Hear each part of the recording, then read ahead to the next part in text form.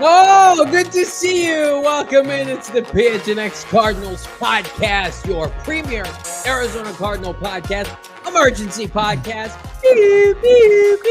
I'm Johnny Venerable. He is Bill Brack. Shane Diefenbach tapping in from his home base to produce this emergency pod. That's right. 2 hours earlier today, the Cardinals are like, you get nothing. We log off for 45 minutes with our families. Dalvin Tomlinson is a member of the Bird Gang, Bo. Absolutely. There weren't a whole lot of big ticket moves left on the board, but I think that you can consider this one a very beefy big ticket addition to the Arizona Cardinals defensive front seven when you start kind of going through the top defensive tackles, especially one that can play the very middle of that defense. Nobody could really do it that was available like Dalvin Tomlinson. I like him, the big 6'3", 320-pound guy from Bama. Him and Josh Sweat starting to look a lot better after we did, as you mentioned, 2 hours of therapy talking about what are they going to do on this defensive line. Is it all going to come in the draft? No, now they've got a couple proven veterans that are going to put this D line in a position to supplement now through the draft. I love it. I love to see everybody here in the chat that was with us for 2 hours earlier, and all of you just joining us for this emergency podcast. AZ Moses, Tim Becker Jr., Brian, Connor, Mr. Fat Gangster, Mikey Desert Cardinal, Bees. I love it. I love it. Dee, I see you as well. Love my cards, as do we all. Hammer that like button, subscribe here to PHNX Sports. You guys know the drill. It was the move that they had to make. And I'll be fully transparent with everybody. I didn't think Monti Ossenfort had the gusto to make it. I'll call a spade. I'm incorrect as it relates to they do that deal with LJ Collier, which felt like a reactionary move, Bo, after missing out on Milton Williams and a couple other guys to kick off free agency. It had been quiet. And how many times have we talked about, can Monti Ossenfort be able to pounce on a guy who has since been released? And Tomlinson cut today by the Browns, although they had made it known, about 24 to 48 hours ago that it was going to happen. Basically just a cap casualty because they had to keep Myles Garrett happy. They gave Myles Garrett $160 million, $40 million per season. So somebody had to go. And this is a player that at the end of the day, high second round pick for the Giants, very productive for the New York Giants once upon a time, has been a good player for a long time. This year, respectable with the Browns. But I want to focus everybody over the span of, I believe, 3 seasons, had a pass rush grade as a huge mammoth nose tackle, over 70 via Pro Football Focus. It's exactly what the Cardinals need. I'm going to give him the benefit of the doubt that he's going to play better on a Cardinal team that's going to be more competitive than the Browns, that hopefully is going to have some influx of continuation of talent, somebody that can push the pile. Like with a nose tackle, you're not necessarily grading his pass rush metrics on sacks alone, but you watch him and he pushes the pile forward. He will allow Josh Sweat and others to finish up front. So it's a desperation move at the last hour is how I look at this, because you said it correctly. Outside of a trade, how many guys were available? Bo, we did our show today at 4:30. The kid out of Detroit, Malik Collins, they were signed. And so I think it's fair for everybody to assume that Ossenfort is done. He's going to sit this out. Give him credit, eat the crow. He went at the final hour, and he paid a pretty penny for the big man. Yeah, he did. 2 years, $29 million, $16 million guaranteed, nothing to sneeze at. And somehow, as we've been monitoring the Myles Garrett situation closely here on this pod, somehow he made this happen. Myles Garrett, whether or not he's coming to the desert, he's not. He's staying in Cleveland. Poor Myles Garrett. But him getting that deal, as you mentioned, they had to free up some cash, and Tomlinson becomes a cap casualty, and the Arizona Cardinals are the beneficiaries of that. You guys are crushing in the chat. A lot of you asking us to apologize. We're not apologizing here. We're going to celebrate this victory for the Cardinals. But no, I mean, at 320 pounds, this is a guy that's putting up, edge rusher type pressure rate. He's got 11.4% pressure rate at his huge frame. It's beautiful to see. He's a guy that just moves people. Like, I was putting together one of our YouTube shorts. You can go check it out. It's 60 seconds about Dalvin Tomlinson, and I just found picture after picture of him just smushing Patrick Mahomes, mashing Trevor Lawrence. Like, he is the epitome of NFL beef at his size and the way he throws it around. Yeah, he's one of the best interior pass rushing defensive linemen over the last half decade. Now, hopefully he can get back to playing at an incredibly high level. He was solid this past year for Cleveland, but I'm at the point, the less names I recognize from the Cardinals defensive line from the last 2 years, the better. We didn't cover this on our show earlier today. They did not tender Jesse Luketa. Victor Dumakaji remains a free agent, right? Roy Lopez is gone. He was a good player. I just feel like if you're now able to add 1 to 2 more pieces in the draft, we assume now defensive tackle, edge rusher are going to be added within the first 3 rounds in a defensive line rich draft, the Cardinals at least have something to build on. You needed a building block to sell to your fans beyond just hope. We hope B.J. Ojulari rebounds from a torn up knee. We hope Darius Robinson can have a mulligan as a rookie. We're going to get into Bilal Nichols and Justin Jones because I think this impacts them. But, this is somebody that at the end of the day can come in and give you viability up front where you did not have that before. Because at the end of the day, when Seattle wanted to load up in 10 personnel and run the football at you, you could not stop it. We talked about the Carolina game late in the year that cost them their postseason berth. The Rams ran the football on the Cardinals last year. It's not an end-all be-all magic elixir. It doesn't fix everything, but it's checking a box that we were not convinced they were poised to check just 2 hours ago. I like this from who is this? Overkill. How's that Monty cooking taste? Like crow, a little crowy, and I'll take that. We'll see. That's what we want. But I think we're going to take some credit as a podcast for the still bullying works. Look, when you look at the last 2 seasons, there hasn't been a player that resembled Dalvin Tomlinson. And when you saw the 2 players that exited this organization over the last couple of days during the tampering period, in Karice Tunga and Roy Lopez, no disrespect, this is an upgrade over those 2 players and what they brought. They brought their own, they made a role for themselves, and I think that's admirable and fantastic. And they were able to go find, a job elsewhere, New England and Detroit, respectively. But I think the Arizona Cardinals being able to add Dalvin Tomlinson to the middle of their defense, and then also add Josh Sweat to the edge of that. Now, the other pieces on this front, they get to slide into more comfortable, suitable roles. Now you've got Josh Sweat, and then if B.J. Ojulari is healthy, him opposite of Josh Sweat or Baron Browning or Zaven Collins. You feel a lot more comfortable because you have a dog off the edge that's a viable, legitimate, surefire NFL starter at that position. Same thing with the interior of this defensive line, what you get from Tomlinson. And then you've got, let's mix in the rotation of Bilal Nichols, Justin Jones, D-Rob, of course. And it just looks that much better. And then you start to supplement the draft, and it's just now we've got some gas that we're cooking with here. Now you can make a sales pitch to your fan base that you're serious about winning in 2025. Tomlinson, 2 years, $29 million with $16 million guaranteed. Real money. And there's some people that say, oh, that's a slight overpay. Number one, I don't agree with that. Number two, even if it is, who cares at this point? You overpay when you got $50 million at your disposal. Supply and demand. Right. I mean, explain that to our folks out there. I mean, there just wasn't a whole lot of supply, and the demand was big, and especially here in the desert for upgrading the defensive line. Over 1,000 people already watching the show. If you're watching via Twitter, jump over to our YouTube channel and hit that like button. Get into the chat. Join the conversation. It's exciting. It's exciting. Stark difference from where we were 4 hours ago. I mean, they got LJ Collier back making the vet minimum. They can splurge This is supposed to be the splurging off season. So if you're looking for a podcast to say this is an overpay, you're on the wrong one. Like, sign free agents of note, get better, pay what it costs, deal with the cap ramifications later. And again, if you're Monti Ossenfort, this is a win for you. Like, fair, call a spade. We ripped him for 2 hours, and part of yesterday's show, he went out and he made an adjustment today. Good on him, right? Get outside your comfort zone. But here's what I'm going to tell you. Don't stop there.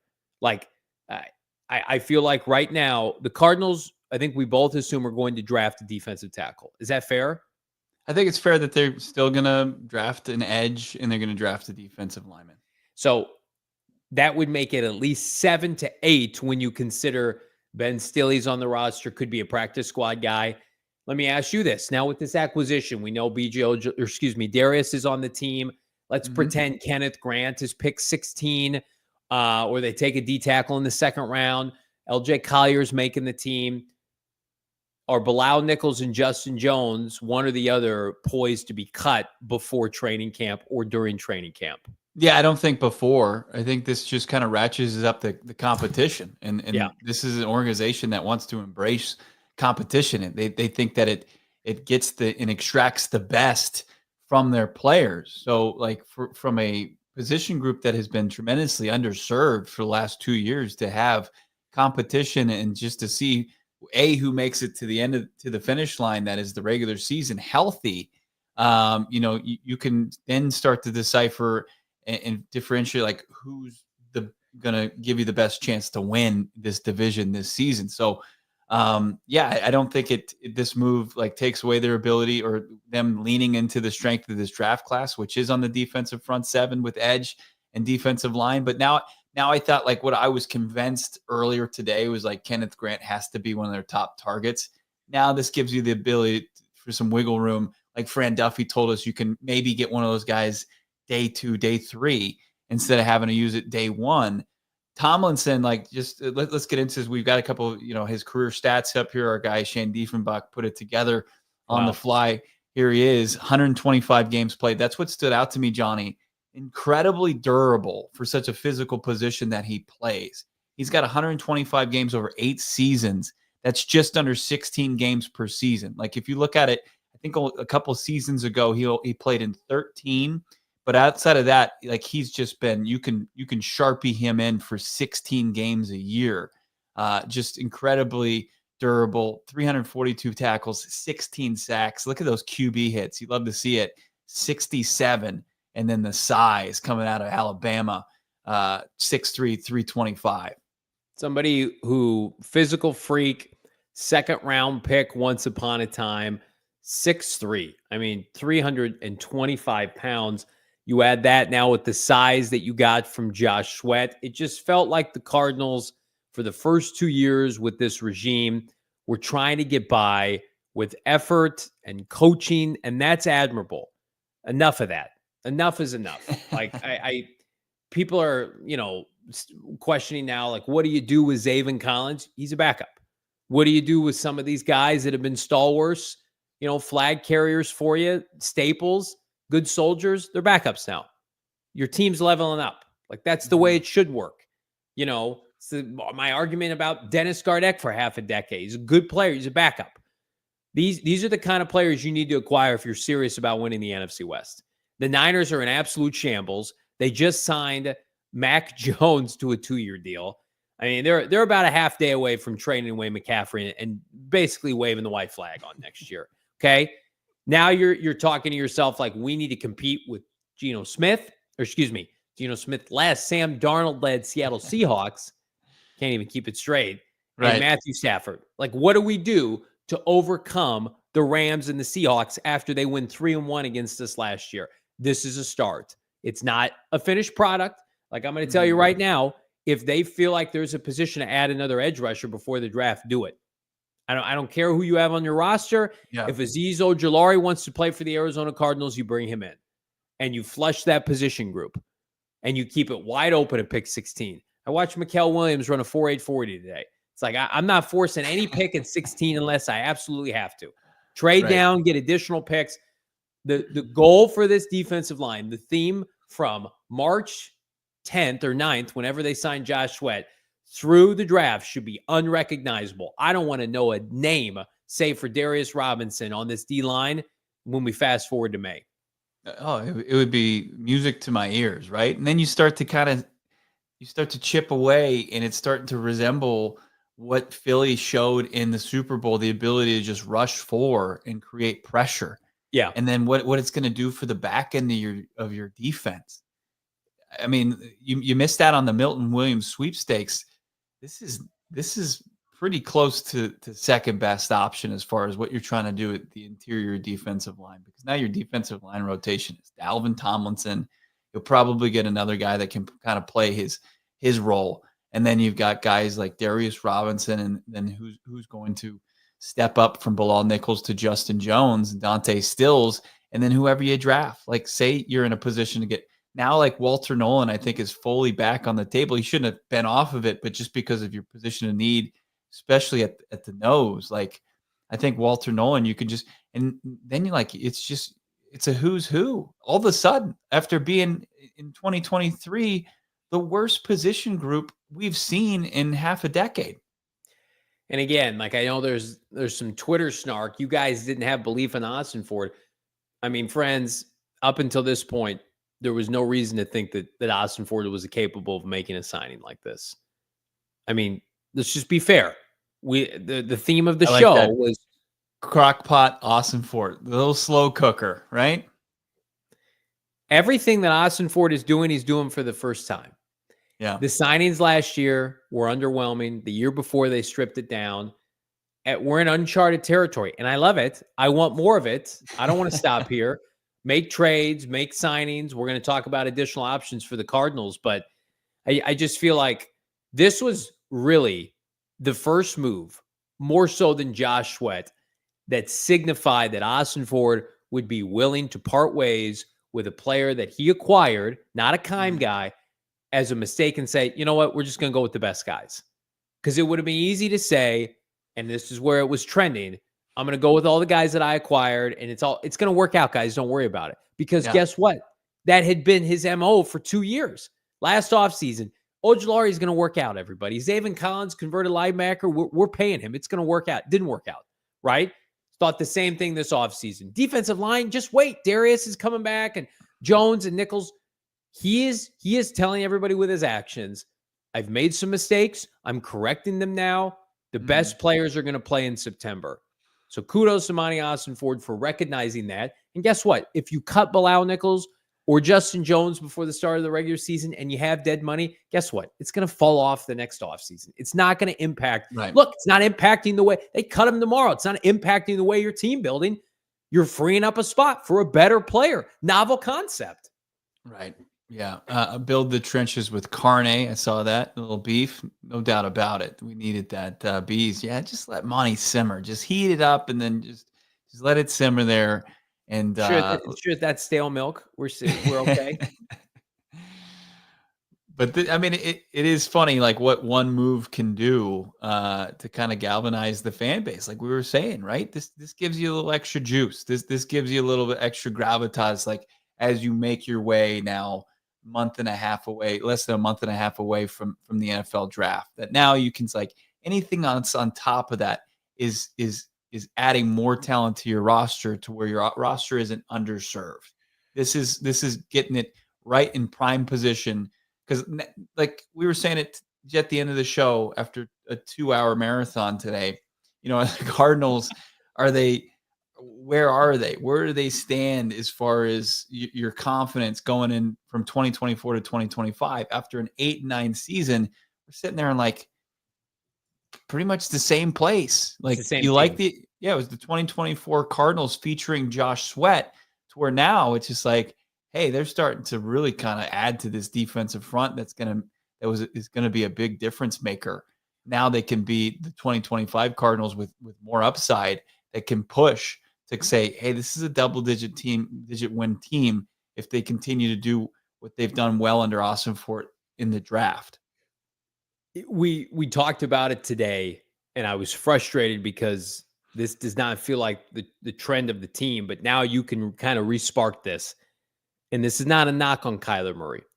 Kyler Murray is a good player, but I don't think you can give him the benefit of the doubt that a second half kind of roller coaster isn't on tap. It's his MO. He's going to have to be able to showcase to everybody that that's not going to happen.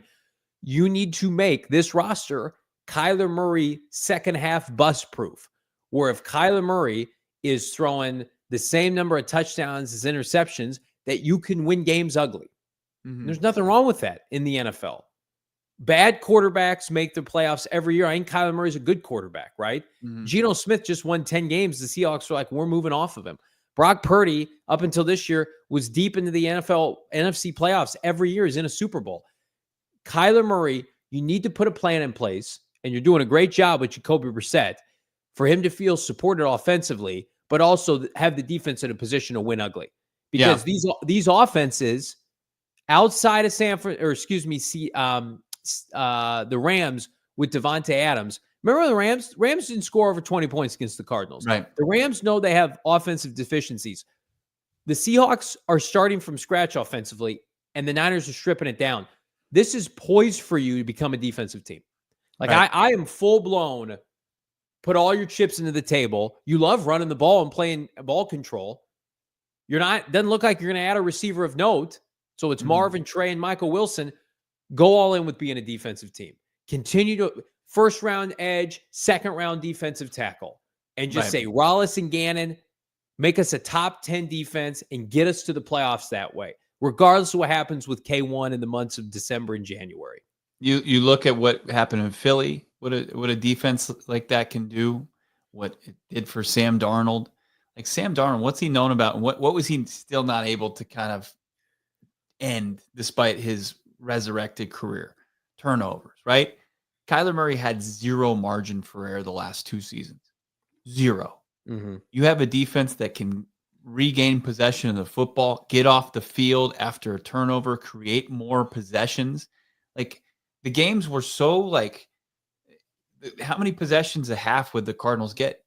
Not enough, right? No. If you create more, and the guy with a skill set like Kyler Murray, like you've seen with players like Baker Mayfield, Sam Darnold, with opportunity, they can capitalize on that. And I think that with a better defense, like the defense, we said this all season long, was the most consistent group in 2024, no doubt about it. It overachieved and was way better than the inconsistent offense, but they also were a bend don't break defense. They spent a lot of time on the field. They couldn't get sacks. They couldn't get turnovers. Now, like, you start to really kind of build up this front seven with guys like Dalvin Tomlinson, Josh Sweat, who you get in the draft, Darius Robinson coming alive in his second season, his year 1.5, like JG said. Then you're creating more opportunities for yourself offensively, and that also helps you. Like, okay, Kyler Murray throws 2 picks in the first half, like, but what do we see him in that second half? If you created more opportunities for him, could they get it done more consistently? Kyler Murray's never had a top defense before, like a true top defense. And again, if it doesn't work out for Kyler Murray, and if you make the playoffs, like happened 2021, and then it fell off with JJ Watt's injury. Let's say Kyler Murray doesn't play well in the playoffs, or something happens, but you still make the postseason. You can get a different quarterback and have them come in as a rookie or a veteran and just pick up where you left off, because the infrastructure is here. I just think the Cardinals will be best served to have it right now. The trajectory is defensive identity, because until you lose Nick Rollis, you got to lean into the strength of this team. And last year, even though the offense statistically rated higher, the more impressive unit was the defense. And I think that's why it was so disheartening to watch free agency start, and the Cardinals are running it back with the same cast of characters. And it's like, what does Nick Rollis have to do to get an impact defensive lineman? They get Sweat, but it couldn't just be Sweat. As much as we're Sweat guys for Sweaty J and the Birds here on PHNX Cardinals, we've had everybody that you would want to know from Philadelphia come on this show and say, you got to have more than just Josh Sweat. So I'm glad the Cardinals recognize that as well. Yeah, no doubt about it. And do you think the urgency was gained over the last couple of days? Do you think that was kind of a tough learning curve here on the fly for Monti Ossenfort? I know he's in his third offseason, but I don't think anybody was anticipating like Jonathan Allen being on a visit to Minnesota day one of legal tampering. I Like just how Javon Hargrave, before he's even released by the Niners, he's got a deal in place with the Vikings. Like, I mean, I don't know. I think Ossenfort understands that this is a business that is very fluid and fast paced, but with the way that Kwesi and some of these GMs were attacking these guys who were just immediately available, I think maybe he learned his lesson and he was ready to pounce for Dalvin Tomlinson here. Yeah, like I'm not gonna be naive and say like Dalvin Tomlinson wasn't on their radar, but like I'm sure he wasn't like when they built their free agent board. I mean, Right. think about what had to transpire for him to become available and for the Cardinals to pursue him. The Cardinals wanted their top target, Milton Williams. They didn't get that. Mhm. And simultaneously, the Browns had to find a way to get something done with Myles Garrett so that they could cut Dalvin Tomlinson because of cap ramifications. By all accounts, Bo, Dalvin Tomlinson remains a Cleveland Brown if two things happen. Myles Garrett's just content or Myles Garrett's traded. That Dalvin Tomlinson stays on the Browns. Mhm. But because Myles Garrett got $160 million, he was abruptly released. If I had to guess, and I'm purely guessing, this was Monti Ossenfort sitting up and saying, "Oh, you know what? I got to Mhm. do. I got to do something," because everybody else is super proactive. For all the people that want to talk about, well, it's just 2 days in, give them time. The other teams aren't waiting for 2 days in. The other teams are getting it done. Hargraves and Jonathan Allen had deals before they were even released yesterday morning at the crack of dawn. So there had to be a sense of urgency from Monti Ossenfort. And maybe this is a good learning experience. Like, oh, this is what it's going to take now. A little bit of a Mhm. wake up call. You cannot slow play free agency like you used to be able to do. I remember when the Cardinals signed Carlos Dansby the second time around after a stint in Miami. It was like 6 weeks after free agency. Bruce Arians and Todd Bowles were able to slow play Antonio Cromartie back in 2014. Those days are done, man. Like the good players are getting gobbled up quickly. They're getting Mhm. cut. They're not even hitting the transaction wire and they're snatched up by Leonard Floyd was available for like 30 seconds after the Niners cut him yesterday. He was an Atlanta Falcon by yesterday afternoon. Right. That's what it Yeah. takes. Like 2 seconds, right? You couldn't boil water like as long No. as he was on the open market. Yeah, in like 2 years, $29 million for a guy who's 31 years old. Like, and you saw how productive he was last year in a lost season for the Browns. I don't have any issue with it going and understanding like what he provides for your defense, what your defense lacked, what his market was going to be, especially with what we saw from Hargrave, from Allen, from these other defensive tackles that went off the board. Like you could say it's an overpay, but that's what free agency is. You're not going to find the perfect deal. If you are waiting there for the perfect deal, you're going to be sitting there with your hands empty until you get to the regular season. Who are they going to cut? Who are they going to release? That's the fascinating part for me is like, what is Justin Jones and Bilal Nichols? What do they look like this offseason coming off Mhm. those injuries, right? Like they're going to get together for offseason team activities. They're going to be working out of the facility. And it's like those guys were brought in last year, fair or not, with unrealistic expectations and did not follow through. And there are limitations to both of their ceilings. And then you bring in a big horse next month via the draft, either at 1647 to trade down somebody Yeah. from, I don't know, Michigan. And it's like out with the old. I'm so ready. It is so overdue for that. Like this room to me, Right. look at the statistics last year. They were 28th in pass rush win rate. Everything needs to be new. Then you can sell me on Baron Browning's a great athlete, a rotational player. Awesome. He can fill into his role, right? LJ Collier probably better suited to be a backup. He had to play every snap last year. Same with Dante Stills. Yeah. But again, I wouldn't stop here. And the Cardinals won't stop. So we have it pretty well sourced on this show. It's not if, but when. They're going to add a veteran corner of note, like somebody that is going to come in and start for them. So I'm just going to put that out there. That is coming. But I feel like that market has been so slow to materialize, unlike defensive line and guard. that they can kind of slow play it here. I mean, like, is there one more move on the surface level, Bo, of the free agents that you've seen that could take this free agency to another level? Yeah, I mean, I think the chat's been saying it. I said it at the end of the show.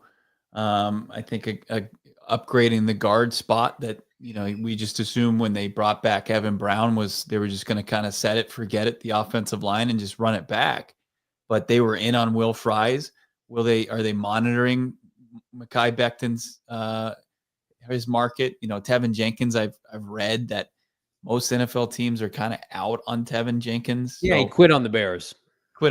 So like it's a slim market, but could they view a guy that had a great rebound season after being labeled a bust and making a position switch in Becton be what they view as an upgrade at the guard position? His age fits the profile. His performance last year, every bit of the criteria, is somebody that they could put right next to Paris Johnson Jr. for the extent of Becton's contract. Yeah, I think if they were, because they were in on Will Fries, to sign a Mekhi Becton, he would start not over Isaiah Adams, but over Evan Brown. And then Evan Brown comes in. Remember, Evan Brown played center in Seattle. Evan Brown is now your sixth offensive lineman and your first off the bench in the interior. Mekhi Becton, 25 years old.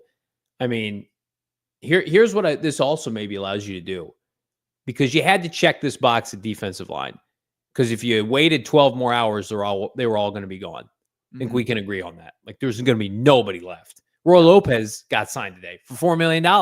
Congratulations to Roy Lopez. But what kind of alternate reality we're living in from somebody, Cardinals defensive line, undrafted, getting $4 million. Good for him. I think now it's like, can you focus your attention on, can we get a not a surplus, can we get a value signing now? Can you get Mekhi Becton? Can you get a Rasul Douglas or somebody like that to come in? Asante Samuel, the chat's going to have to help me out. Does he traditionally play the slot? Because that's Garrett Williams' role. But I think he's an outside guy. I mean, somebody like that of note.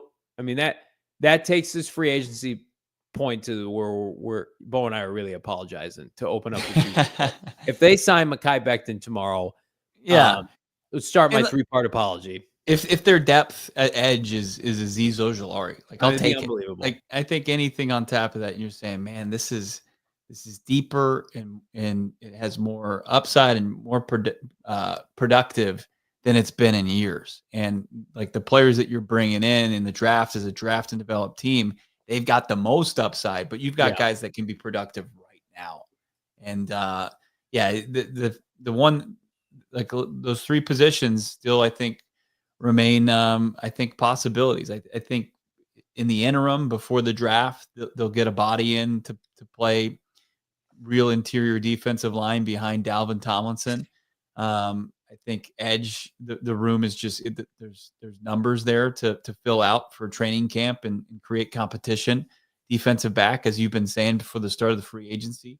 And then, we'll see like what they want to do at the guard spot. But those seem to be the ones now that it just would take it to this class. It's grade and hike it up a little bit. But it announces to the NFC West, like, we're not dicking around. Like, we're trying to compete, guys. Yeah. Doesn't it?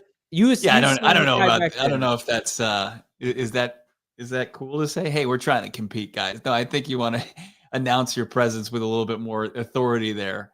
Like, come on, guys, we're trying to compete here. Something like, hey, we got Dalvin Tomlinson and Josh Sweat, and we've got some youth on this defensive front too that we're really excited about. That projects to be some ass kickers. Shane's got the updated tracker, which looks infinitely better now. Let's take a look at that. Producer Shane Diefenbach, crushing it with the graphics late here with Cards After Dark. I mean, 1, 2, 3, 4, 5, 6, 7, 8, 9, 10, 11 transactions in total. But just 2 of significance outside the organization with the addition of Josh Sweat. We don't have Dalvin Tomlinson on here yet, but it's one of those things where the Arizona Cardinals now the perception of this team within the fan base is we're not hanging it up 2.5 days into free agency. Yeah.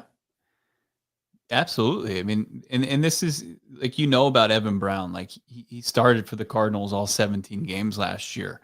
The team obviously has an affinity for Baron Browning, who's excited about coming back on this 2-year deal. Blunt adds to teams, Walker adds to teams, Davis Gaither can add to teams, but Davis Gaither also is a guy that I'm sure they like as somebody to take over for Kazir White. And then Josh Sweat is something that you haven't had on the roster in 2 seasons, is somebody that can win off the edge. And Dalvin Tomlinson is a guy that can win in the interior. So you're starting to be able to create, some one-on-one situations to where they're going to be able to win up front. And then that's just going to change on the back end for the Cardinals. And then Jacoby Brissett too, not to overlook that. I mean, the most solid backup quarterback that Kyler Murray's had outside of Colt McCoy. Drop a like on this video. We got almost 2,100 watching live, picking up where we left off. If you're on YouTube right now, please go to YouTube, like this video, subscribe to PHNX Sports, get us to 40,000 subscribers. Because if you're here, I promise you're not going to want to go anywhere. This is your premier, not only Arizona Cardinal podcast, but your coverage of all things Phoenix sports here with PHNX, Arizona sports. Let's jump into these super chats. We don't want to get in trouble like we did last time around, jumping into the super chats at the 11th hour. Toby Hall kicking us off, $1.99. I work third shift. I can use another 2-hour show. Well, we're quarter of the way there for you, Toby. We appreciate you, my brother. Really do. As somebody that's putting in the late hours, we appreciate you, Toby Hall. Thank you so much for your hard-earned $1.99 super chat. AZ Moses, $2. JV Monty on line 1 said he wants a word. Yeah, his response is going to be, thank you for that push. I needed that. And I'll be like, no problem. I'm willing to help at any time. Motivational speeches, if necessary, I'm happy to come into your office. Because we both know Cardinals, did they anticipate Dalvin Cook being cut? They got it done. They needed to. Dalvin Tomlinson. Dalvin Tomlinson, excuse me, not Dalvin Cook. The Cardinals, were they ready to roll with those 2 defensive linemen until it was like, guys, what are we doing here? Come on. Here's what I'll tell you. If they make one more big move, then I'll be a believer of like, this was always the play. I don't want to say this feels a little reactionary, but come on. There was infinite pressure. Like, guys, what are we doing here? This defensive line is, what are we doing? This was, do you think Jonathan Gannon pulled the Pam Beasley from The Office and put up 2 pictures of the 2024 defense and the 2025 defensive front? He's like, spot the difference. And Monty's like, oh shit, there is no difference. It's the same picture. I got to get to work. It's just like, there is no way I thought they were going to make this move tonight. Like, if I was prepared to wake up tomorrow morning and have him be a Seahawk tomorrow or a 49er, it was like, come. So when this came across, it was like, all right, we have to queue up the mics again. But we appreciate you all. Drop a like on this video. Keep us going, Bo.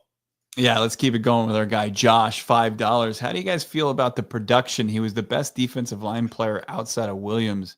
Debatable in free agent market as a nose tackle. He eats double teams. So I was wrong. I said earlier that he had 3 straight years of 70-plus pass rush win grade via PFF. It was actually 4 years in a row. Wow. So every year minus his rookie year and last year, he had been over, or every year minus 29 from 2020 to last year, he had been over 70. And in 2022, he was, I think, the second best pass rushing defensive tackle. His grade was just under 80.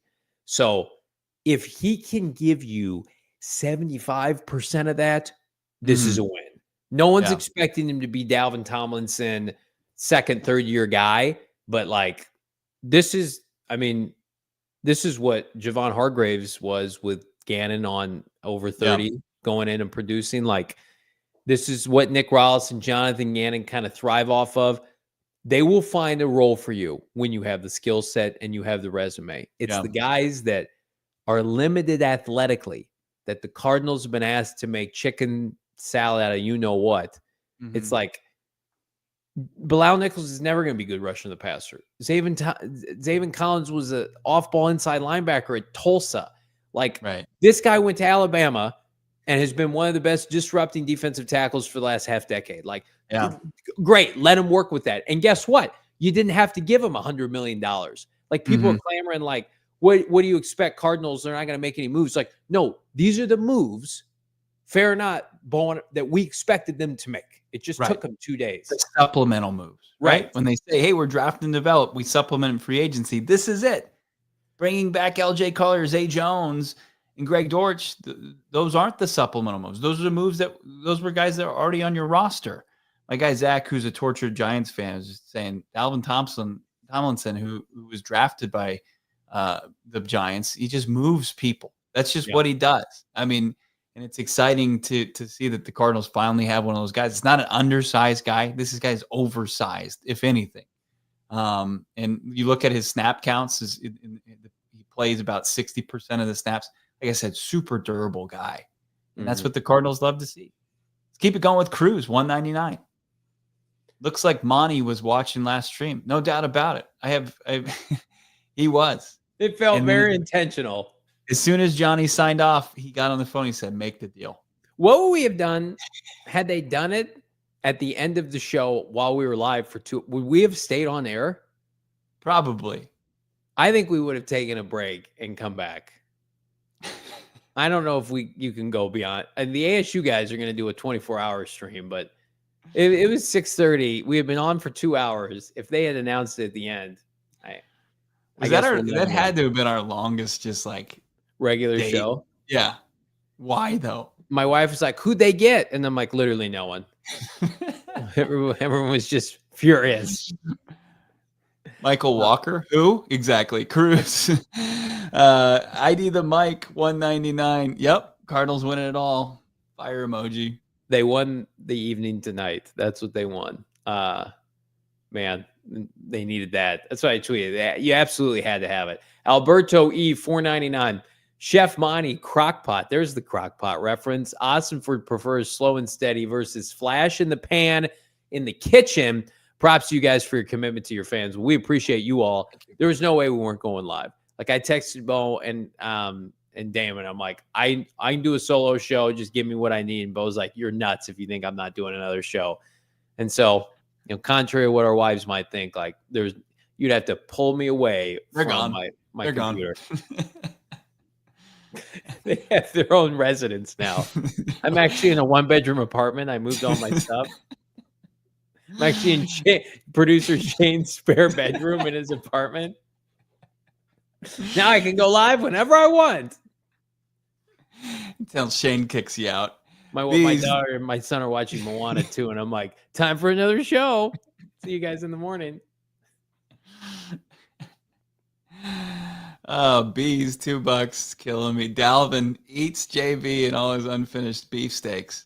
Yeah, he's a big man. Give me Mekhi Becton versus Dalvin Tomlinson in training camp. I've never needed anything more. Can you imagine just the get off the bus part of this with Dalvin Tomlinson? You got Paris Johnson Jr. already, D-Rob, and you get Mekhi Becton. Just mountains. Slapping people around. That's what the Cardinals need. Like, it's not to get off on a tangent here, but it's like, it's the easiest way. Like, we have done the off seasons in the past of like, get Kyler Murray all the help, do this, play caller change. Like, the Cardinals are just saying, you know what? We're going to hopefully build a team that can win with Kyler Murray. And it's up to Kyler Murray to take this team to the next level. But the Cardinals could not enter this year, and there's still work to be done with the team that, Bo, you said it earlier, needed to be carried by Kyler Murray. Needed to win, shoot, like how Joe Burrow wins games with the Bengals. Like, Kyler Murray can't do that, at least right now. Maybe something will click and it'll happen this year, and that'll be awesome. Win games 21-17, 17-13. Like, a lot of quarterbacks win that way, right? Yeah. There are way worse options in the NFL than doing that. Well, when Matthew Stafford's about to be laid on top of by Dalvin Tomlinson, he's going to make an errant pass, and they're going to create another opportunity for their offense that Yep. they didn't necessarily get last season. It's what did Jonathan Gannon tell us? What has he said over and over? But what did he say most recently during our exclusive interview is the ball. They value the ball. Take the ball away. Take care of the ball. Win the battle of turnovers, and winning up front creates those pressure opportunities. Mac Daddy, my guy from Yuma, he's saying, you guys agree with Clancy on the best O lineman at 16. I'm still edge or defensive tackle without a trade back. I don't agree with my former co-host. I don't. It's just not. I mean, when we look at the offensive line class, you're going to have Campbell probably go early, and then you're looking at, was it the kid from who's the big kid that our guy Fran Duffy likes? That's a good tackle. Yeah. I still think you lean into the strength. Membo. Yeah. I still think you lean into the strength of this. It's still your weakness, and you've got guys. It's going to be on a 5-year contract, potentially playing edge or defensive line, and you're seeing these huge, robust contracts this offseason. You get that guys at the fraction of the price, and it's production that you can just add on top of what you've already added through free agency. You're not drafting a left tackle, so it would have to be a right tackle. Mm-hmm. The only way I would do it, I'm not taking a guard at 16. Cut that out. I'm not doing that. So, and you have a guy who's a stud center. If you love if Membo falls to 16, you have a top 10 grade on him, and he's significantly better than everybody else, then you can do that. Outside of that, you're taking a front 7 defensive lineman. Like that. Jonah Williams, we'll see how he does. They signed Kelvin Beachum. Like, they could do another year with Jonah. If Jonah Williams is good this year, they'll re-sign him. But they're also, what are they doing right now? I know it was before free agency, and we've gotten lost in this chaos.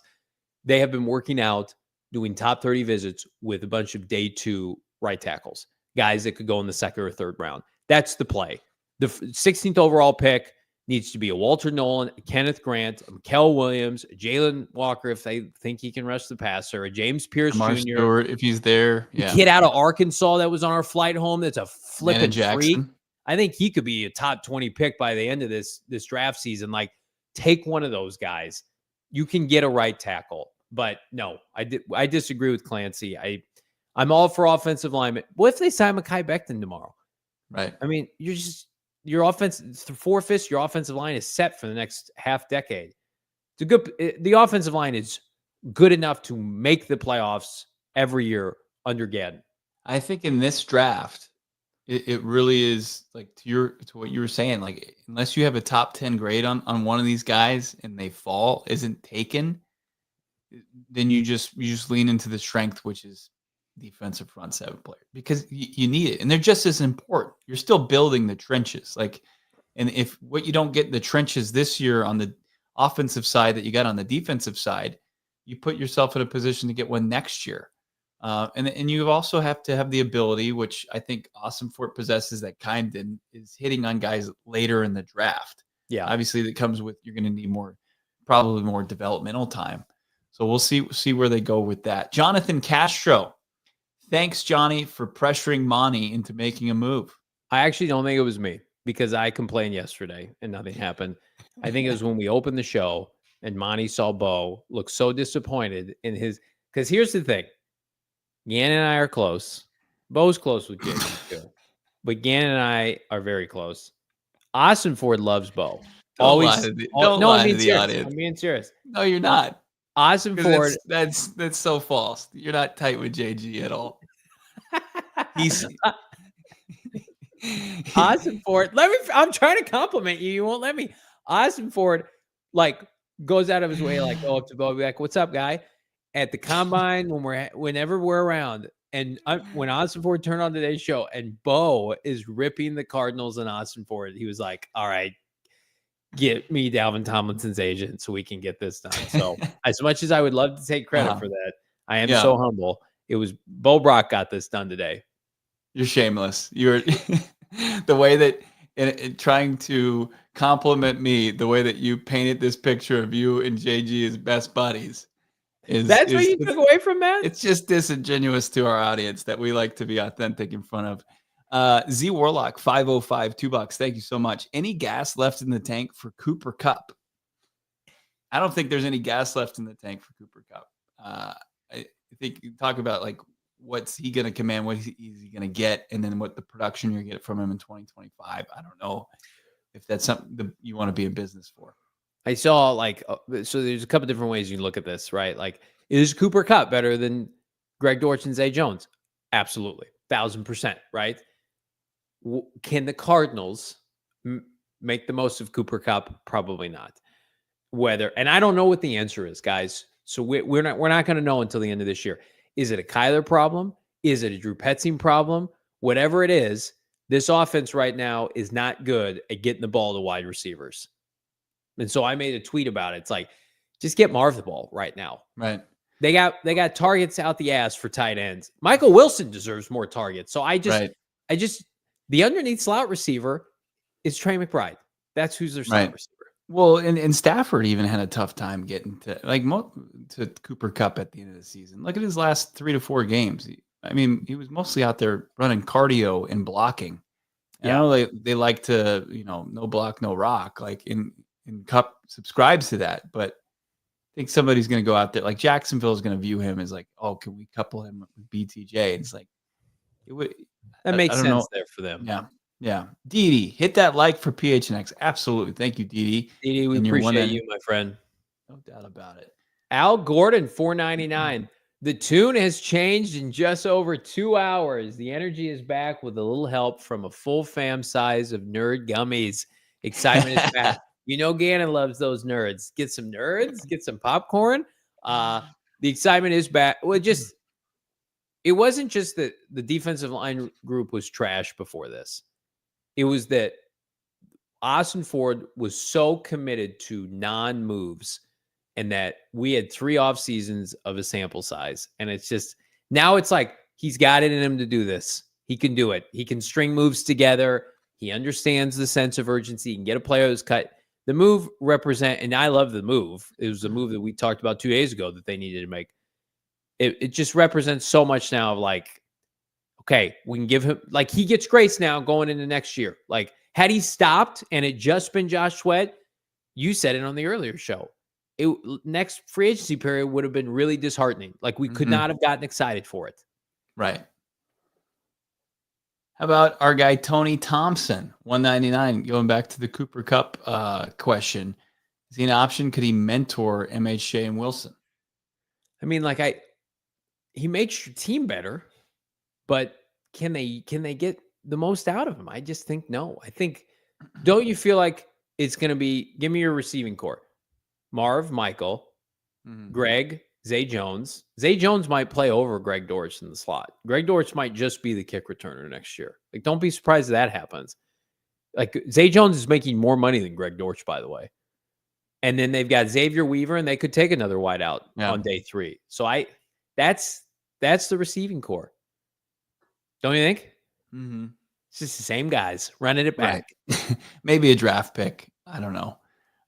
Josh, $5. Clancy calling out Mike and backing JV. You have Mike's casket ready with Arizona sports media telling him off. See, that's how I know this week has been a big nothing burger. We appreciate you, Josh, of news, because that's been in the news cycle for 4 days here. But I love Clancy. Clancy sends us a text message earlier about that. And I'm like, Alex, that was posted last Saturday or last Sunday. Right. But yeah, I mean, just a lot of people have the same opinion of a certain person. So not a surprise. No, there's no need for a casket. It's been long over. And like, we do love Clancy.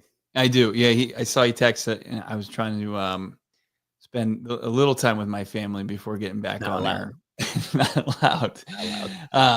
But yeah, I have to see. He responded on Twitter. Yeah, he quote tweeted and just started giving his personal side of things. Just no, that's not. It's not going to make the other guy look great either. No, Monty was terrified of becoming the next. There he is again. lot of fall from graces in this market you don't want to be a part of. Hopefully that's Right. not Mo and I want in the near future. Hopefully we can Time just comes keep, for everybody. yeah. Our guy Howard Balls are coming for me. He's like, oh, little tad premature. And I'm like, nope. If you watch the last three free agency periods, he was like, oh man, they added another D lineman, a little premature. It's like, Howard, come on, Howard. We don't need to actually after Ossenfort has not been good in free agency. We can say, hey, this is a surprise. Nice job. Yeah. Just needed more from our guy, and we finally got it. We're pleasantly surprised. Yeah. Dana R.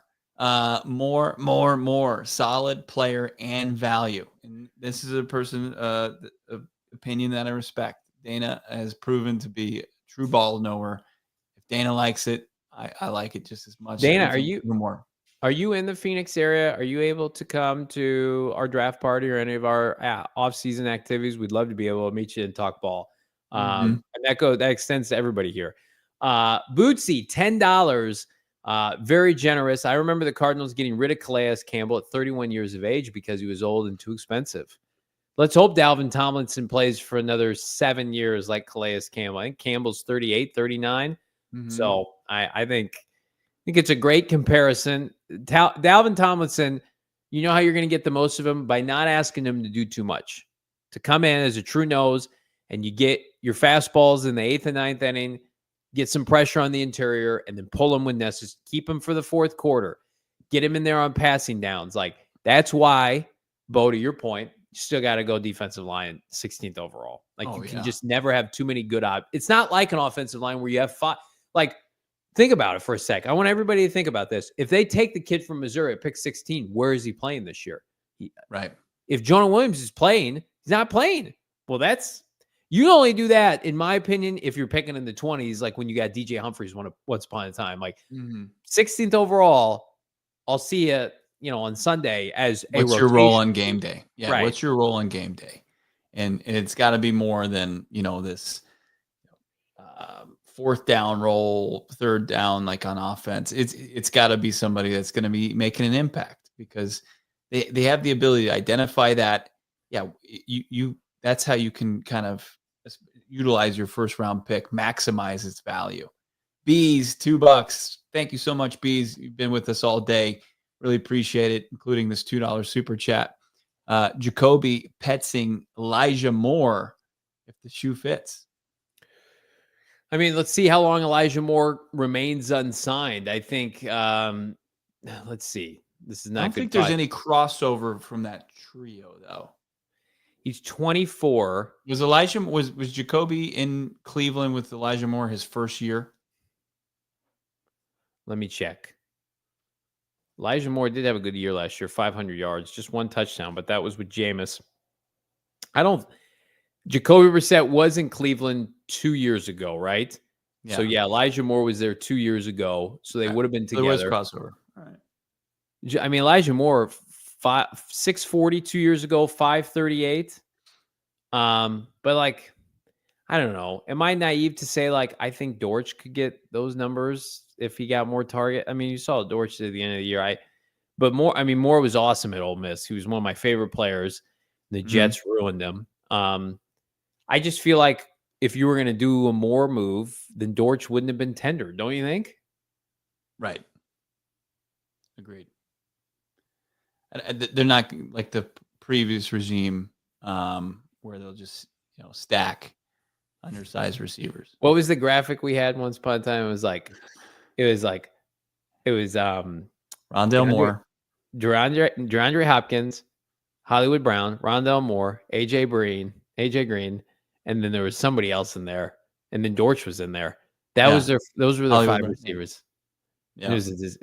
Dortch was the only good player. It was a disaster. CBK's back. He's back from roasting us earlier. Lots of people wanting an apology. No, we're going to give him a good job, buddy, for doing your job after we were critical. There's no way they knew Dalvin Tomlinson was getting released up until 12 hours ago. Now, if you want to say like we owe him an apology from like 2 hours ago, I just feel like this was not telegraphed. This was a move that they felt like they had to make. They did a good job getting it done, though. Gives me don't you think he'd rather have, not to interrupt you, a renewed confidence from the fan base before an apology? Like, for sure. I want people to feel like I can do my job. If you're watching with our streaming partners, of course, thank you for watching. Check out gophnx.com. Thank you, CBK. Thank you, CBK. Those people who feel like it's necessary to apologize for Monty, go ahead. I just don't feel like we owe Monti Ossenfort an apology. We put a lot of respect on Monti Ossenfort's name, but also we're not gonna sit there, open the show on day 3 of free agency. The only significant move was Josh Sweat and say, hey, everything is fine. It was bad. Monti Ossenfort, we've been pro Monti Ossenfort since the day he was hired, mainly because he was not Steve Keim, and he came from outside the organization, and we've largely praised him. But when it's time to be critical, we're going to be critical. Like, if we said this earlier, if Gannon flubs up a fourth quarter, we'll be critical of that. He would respect that. Ossenfort, for whatever reason, it took him from Monday. Think about how far away Monday morning is. Monday morning, Sweat was one of the first players signed at like 11 a.m. All the rest of the day Monday, all day Tuesday, all day Wednesday until Wednesday night. He got a deal done with Tomlinson. So, and supposedly, depending on who I think one of the national guys had it, they were competing with a couple other teams. So kudos to him getting a deal done with against a couple other teams. But I'm sure he was sweating it out. I'm sure he got real sweaty over there in Tempe getting this done. We're very sweaty too, because we've done 3 hours of podcasting and live streaming here on YouTube. Make sure to hit the like on this video. If you haven't subscribed to PHNX Sports, what are you doing? What are you doing? Somebody in the chat was asking, what's the defensive line free agent market look like now? It's picked apart, pretty well picked apart. Our guy Fran Duffy's dropping his big board tomorrow, and you can just see how much talent is on the defensive line in this draft. And I think that's probably where they kind of turn to for the next significant player on the defensive line. I don't think it's out of the question they get, they add depth and guys to compete for spots, but like the next guy who's going to potentially be a starter in this defense, maybe not early on, but for the foreseeable future. I think the best available in terms of the positions of remaining need for the Cardinals, Rasul Douglas, corner, Kendall Fuller, Asante Samuel Jr., Mike Hilton are some corners of note. And then if you look at... And Hilton get signed. Did he get signed? Okay. And then you look at the guy that fell down too. I don't want the guy that fell down for the Falcons. I can't even keep track of the lists that have been updated. And then the guards, Tevin Jenkins, we feel like is probably not a fit. We've been saying that for 2 months. I mean, it's really like Mekhi Becton. I don't know if they do a deal with a guy like Brandon Sheriff. You got to be convinced if you're signing a guy. He's a beast, dude. He's a beast. He's 33. He didn't give up a sack last year. I think if you got him on a 1 or 2 year deal, if his market is quiet and you're able to get him on a decent deal, I don't think that's out of the question just because of his age, but because I think it would upgrade you to some capacity. Well, he's a great pass protector for sure. Yeah. But I just mean if you're bringing in a guy and you need to be convinced he's better than Evan Brown. Yeah. And then of course, it is interesting, the edge rusher market, there's nobody as good as Sweat, and you had to get Sweat. But let me read off you some names where it's where would these players fit? They're not going to sign Von Miller or Zadarius Smith. Those players are old. Azeez Ojulari is a fit for a couple different reasons. We've outlined that. Dante Fowler Jr., Matthew Judon, who the Cardinals did inquire on last August before they tried to trade for him. The Falcons got him. They overpaid for a third rounder. Does he have anything left? Preston Smith. Remember Josh Uche for the Patriots? He's still available. Uche. Oh, yeah. So there are a couple guys, notably Azeez Ojulari, that you could bring in and say, this feels good till the draft. How would that play out then? So you would have, let's say they sign Azeez Ojulari. So you'd have BJ and Azeez, Barron, Zaven, Josh Sweat, Xavier Thomas. You'd have 6 on the roster before the draft. So then you'd have to go into training camp. I mean, it's like the defensive line group. It's battle royal, Right. 12 to 14 guys go in. We're rolling with 11 or whatever it is. I'm all right with that. I just desperate times call for desperate measures with this defensive line. You would just have to make it alluring to guys like, hey, you're coming in to compete for a job, and that's tough at this stage in free But I agency. think the money could take care of that you have, the leftover money.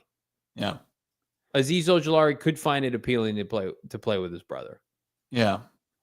What our guy Chad? Let's wish our guy Chad well here. He says Chad. sick as a dog and woke up to this news and had to see if my boys were talking about it. Love you guys. Keep up the great work. Thank you, Chad. Appreciate that, man. Get some NyQuil, my guy. Hopefully, family's taking good care of you. I know what it's like before the combine. Everybody in my house was violently ill, throwing up. So you get some R&R and hopefully 3+ hours of PHNX Cardinals content gets you through it. Although, our earlier show, even though it hasn't aged well, it aged well at the time. Still go over that show, check it out, and give it a like, because Cardinal fans really let it rip. Here's Good what we need. revisionist history. Yeah. Here's what we need next, as far as on this show. In the comments, after we sign off, grade this offseason, grade this free agency for the Cardinals. Because I think, like we were talking about hours ago, it's a significantly different grade than it was then. Because Dalvin Tomlinson really kind of changes where they've invested in their top needs. So drop your grade anywhere you want to put it in the comments, and you can even say why. But we got to know it. Bootsy, not in the chat. B's not in the chat. In the comments on the video here. We appreciate that. Are we signing off after an hour? Are we just going to do an hour show tonight? Anything else on Dalvin Tomlinson? Nothing else on Dalvin Tomlinson. Dexter Lawrence signed with the Seahawks. That was earlier today. That was a move that Seahawks continue to try to build that defensive front. If Lawrence can stay healthy, along with Leonard Williams and some of the guys that they've added. DeMarcus. Dexter's with the Giants. I apologize. Mike Mayer, stay on. Stay on. We got another show tomorrow, and you know what? I think tomorrow is the day that we do a mock draft. I think after all the hoopla, after all the fanfare, 10 p.m. mock, you won't do it. I can't. We can't do that to producer Shane. Producer Shane would literally end the stream abruptly. We're gonna build it up. How would you rate Tomlinson as a player? It's a man. Solid B for beef. Yeah, it's a B. It's a B move. Sweat was an A- for me. This is a B move. Like Milton Williams is an A+. Sweat's an A-. I'd say this is a B to a B+. This is a kind of player you don't expect to be available under a very specific set of circumstance. You were able to get him. It helps them infinitely because of what they had previously. So much better. Good job, Monti Ossenfort. You don't need our approval, but we're giving it to you anyway. And guess what? We're back mañana. Maybe the Cardinals will continue to add. Maybe they'll be proactive, and maybe we will be forced to go live. You think Monty was like, hey, kind of swiping that credit card kind of felt pretty good. Maybe he just goes on a little shopping spree, get some things he doesn't even need. I can see what that Steve Keim liked about free agency. I like this. I need you all. We got 2,500 people. It's a monster. It's just a monster after that. Monty, stop. That's too much. All the dead money. There's 2,500 people watching right now. Everybody need Cooper Kupp and Stephon Diggs. Stop it. Everybody go to the YouTube stream right now and like this video and subscribe. As of right now, quick math here, because I'm going to keep checking because it's our goal during free agency to get us there. We are at 37,300 subscribers on YouTube. If you have not subscribed already, please do so. It helps us, and definitely helps us get guests like Jonathan Gannon and Mina Kimes and Mike Garofalo. That's what you got. All you guys got to do is like and subscribe, and then maybe leave a comment. And then wherever you find podcasts, be sure to subscribe to PHNX Sports. I keep making the list longer. Write us a review. Mean a ton for your boys. What a show. What a time to be alive. Cardinals doing a tremendous job. No notes. No notes. Fanboy signing off. What a life. Thank you, Damon. Thank you, Shane. Everybody behind the scenes, social media maven, Emma, everything that got up for this Dalvin Tomlinson after a full day's work. We will get back after it tonight. Thank you, everybody that tuned in twice. Thank you. We tuned in just this once. You guys are why we do this. Enjoy the rest of your Wednesday evening. We'll talk to you Thursday here on PHNX Cardinals. We all silly like the mayor.